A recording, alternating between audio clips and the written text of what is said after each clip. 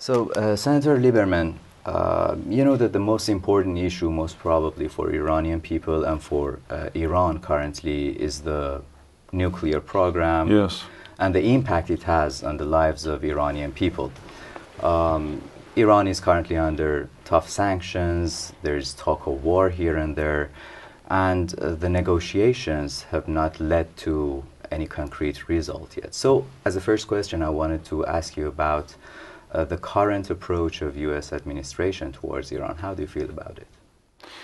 Yeah, well, I'm supportive of the current approach of the United States administration toward Iran's nuclear weapons development program. I mean, we think there's evidence clear that not just from the U.S. but international United Nations agencies that the Iranian regime is building the capacity to build a nuclear weapon, many of them, and that if that happened, it would be threatening to the entire region and the entire world, based not on our speculation, but what the leaders of the current regime in Iran and Tehran have said. But we're trying very hard in every way we can through diplomacy and economic pressure to avoid the need for military action. But I regret to say that at this moment, as we talk, nothing that we have done has caused the regime in Tehran to alter its course on the nuclear development program at all. And so we're coming to a point where there's going to have to be, there'll only be two choices for not just the U.S. and Israel, but other countries. Will we simply sit back and let Iran become a nuclear power and destabilize the region and start a nuclear arms race in the Middle East? Or will we be compelled to take some military action to delay or destroy that program? I hope it doesn't come to that. Nobody in the U.S. is eager or wants to attack the nuclear facilities of Iran, but the American desire for peace has sometimes over our history been mistakenly interpreted as a sign of weakness. In this case, I think members of both parties politically in the United States and the American people want peace with Iran, but if Iran doesn't respond by altering its nuclear program, the prospects of U.S. military action are high. So you mentioned the sanctions. Yes. You have been a supporter of tougher sanctions against Iran. How do you think the sanctions might change the course of Islamic Republic? We've had instances before in which the regime was put under sanctions, for instance, North Korea, Iraq, or Cuba even, but it hasn't led them to change their course. Yeah. How do you think, what do you think about the effectiveness of these sanctions against Iran? So I really must be, totally honest with you, which is that economic sanctions have had mixed results. Probably the most successful use of economic sanctions to change a political situation and liberate a people against a repressive government was South Africa. But in other areas, they have had an effect, but not always clear, and sometimes, as in the case of Cuba. But South Africa, again, it was a different issue as well. They had a right movement going on in the country. They had opposition inside the country, so it was not just the sanctions. So look, the use of sanctions is adopted by countries like the United States because we don't want to do what might have happened in an earlier day, which is just to go to war against a country like Iran because it's developing nuclear weapons. You know, there's tremendous fear of Iran with nuclear weapons, not just in the United States and Israel, for instance, but throughout the Arab world and, of course, in Europe. So the sanctions, what was the hope that the sanctions would hurt the Iranian economy and perhaps create the kind of pressure from the people on the regime in Tehran to lead the regime to pull back from its total support of this nuclear weapons development program. That part I would say, unfortunately, has not had the result that we would want. And it pains me that average people, regular people in Iran, who are our friends, if you will, are being hurt by those sanctions. That's why a couple of years ago, a few of us in the Senate tried a new kind of sanction, which is to directly sanction people in the regime in Iran who are human rights violators. I mean, this is not, can't just be about the most immediate threat that worries the rest of the world, which is Iran's nuclear program. This is also about the fact that the current regime in Tehran is a totalitarian, repressive regime. And so the U.S. has sanctioned some of those individuals, tying up their financial assets, making it a bit harder for them to travel. I will say, frankly, that the European Union has actually sanctioned more people in the Iranian government than the U.S. has, which I'm very upset about, and I hope our administration will do that. On the notion of sanctions, what you said is completely true. We posted on our Facebook page and asked our listeners to comment or ask their questions from you. And most of the people, tens of questions were posted, and a majority of them are saying that actually the sanctions are targeting people, that it's hurting their lives, it's not targeting the regime of Islamic Republic, exactly as you described.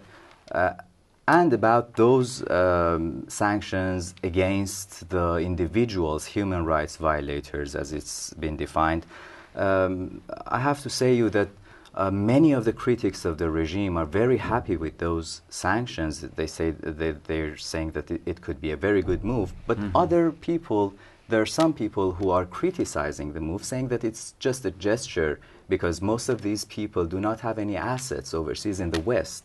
So they're a little bit questioning the they endorse the gesture, but they're questioning the effectiveness of the move. What do you think about that? So from what we hear, this is an effective way. In other words, listen, I would invite your listeners and viewers to make suggestions about what better we can do. It pains me, as I said before, that some of the broader sanctions are hurting the people of Iran, because it's for the freedom of the people of Iran that we're trying to stop their government and change the repressive government. That's part of why we focus on the human rights violators in the government. Some of them do have assets abroad. Some of them want to travel abroad. And if not to the United States or in the United States, then in Europe. And the Europeans have been very strong about this. So I would say to people who have asked those questions, two things. One is, I do think the sanctions against the violators of human rights in the Iranian government are having an effect, a positive effect.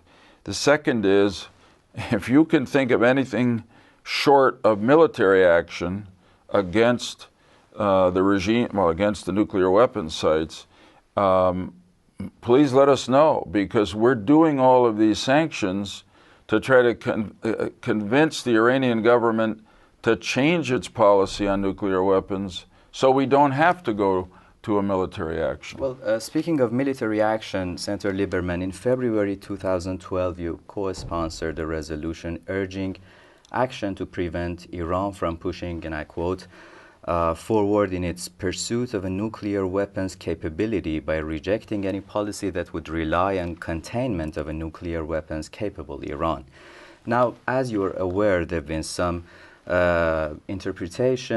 different interpretations about the use of word capability. And for instance, Colonel Lawrence Wilkerson, former Chief of Staff for Secretary of State Colin Powell, said in a discussion in FCNL that this resolution reads like the same sheet of music that got us into the Iraq war and could be the precursor for a war with Iran. It's effectively a thinly disguised effort to bless war. So how do you interpret the word Iran's capability? Yeah. There was one major focus of that resolution, and it was, if you will, a response to some thinking in the U.S. and in Europe that perhaps it wouldn't be so bad if Iran got nuclear weapons. that we could contain Iran and its nuclear weapons, and many of us in the U.S. Senate and many of our allies throughout the world felt that's a terrible mistake, because if this regime in Tehran has nuclear weapons capacity, it will, we believe, threaten the entire region around it, and may eventually threaten. But what defines the word capable? It's rather a vague word. Okay, so that's, I understand the focus on that, but I do want to say the main purpose of that resolution was to send a message to our government, the United States government, but also to the government in Tehran. The way this is going to end cannot be with you getting nuclear weapons. It's to our government to say, don't begin to seriously consider this idea that we can live with a nuclear weapons Iran, because it will so change the security of the Middle East and Europe and the U.S., the world, that we have to prevent it. We can't contain it. The second part, lesser of importance in that resolution, but so I thought Mr. Wilkerson focused not on the most important part, was capability. And just to make a long story short, and it's hard to fully define the line here, but what the sponsors of the resolution were saying is that we can't, and again, we were sending a message to our government and to the regime in Tehran. It doesn't make any sense to wait until Iran actually has nuclear weapons to take military action.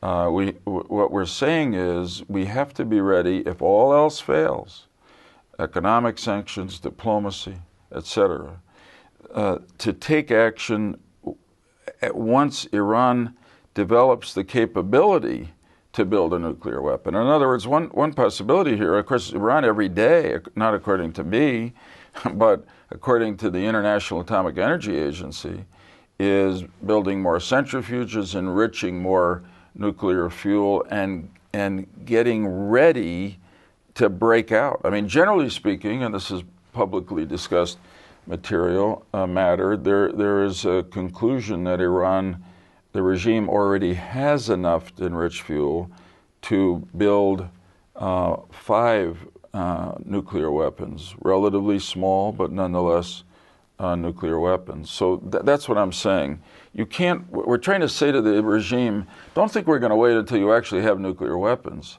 If you don't come to the table, negotiate, and incidentally, I think the West has put a fair proposal on.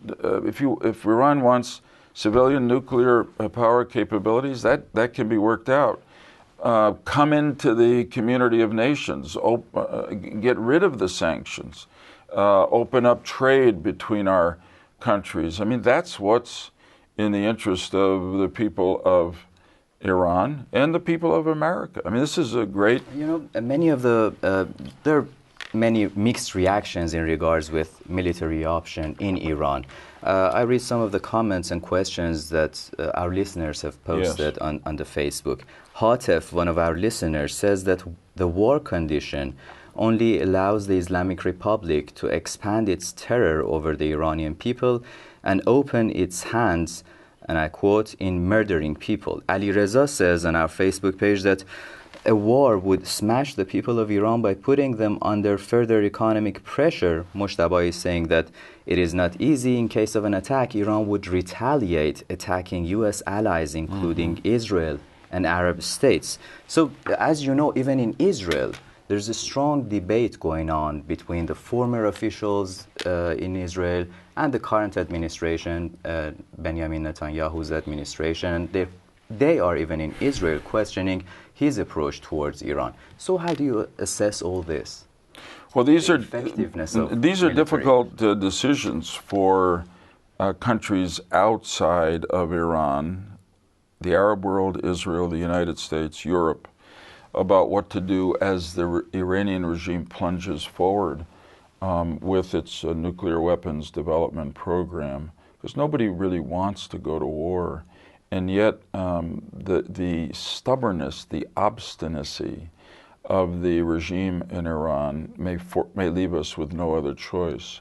My heart goes... How about its effectiveness? Do you think it would be effective even in United States' favor?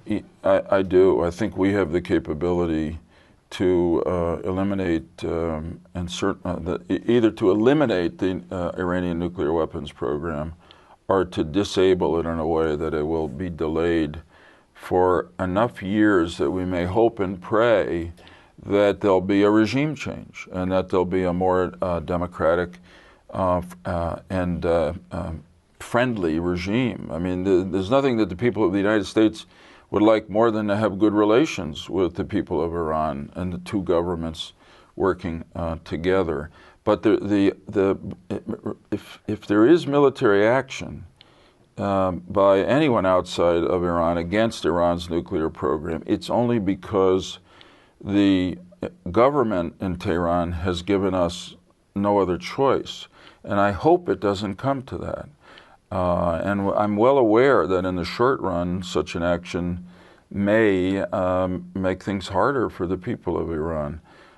Which is already very hard. Yeah, no, I know. And this is why, listen, we hope and pray. We've seen so many changes in the world through the Arab Spring, where people who were so long suppressed have now asserted their rights and their freedom, and are beginning to enjoy the promise of a better life. In some sense, one of the antecedents, one of the origins of this was in the uprising in Iran after the elections, in my opinion, fraudulent elections in June of 2009, and the Green Movement. And I hope and pray that the Green Movement grows again, and it grows into giving the people of Iran the same kind of opportunity for a better life and a freer life that so many others in the region and the Arab world have taken for themselves over the last year and a half.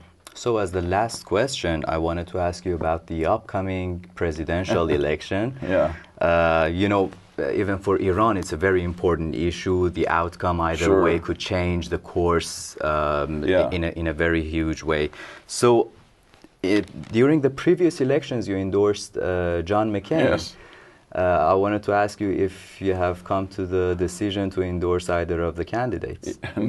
I have, which is that I'm not going to endorse either of the candidates. You're not? No. So, that I've been a Democrat all my life. In 2006, I was denied the Democratic nomination in a primary, and I went on to be elected as an independent in Connecticut. I was very fortunate and grateful to the people of my state. Senator McCain is a good friend of mine, and I was proud to support him in 2008. But I've decided not to run for re-election. I've been 40 years in elective office, and I think I've had enough. And so, to tell you the truth, I'm so happy not to be involved in my own campaign, because American campaigns have become very, very divisive, that my judgment is that for the first time in my adult life, I'm going to enjoy the right that most every other American has to simply go in and vote in November in the privacy of the voting booth. And no endorsement. No endorsement. We don't get anything from you. No, I'd like to give you an exclusive, but no endorsement. I will say this is a very close election, hard to predict today. But in regard to Iran, I would say generally, though, the tenor, the tone of different statements may be slightly different. I think that there's a broad consensus among both major political parties in the United States and really among the American people about our policy toward Iran. In other words, I think the current policy has broad support among Republicans and Democrats, and more important than Republicans and Democrats, among the American people, including independents. Senator Lieberman, thank you very much for your time. Thank you. Thank you. Great pleasure. Thanks. See you.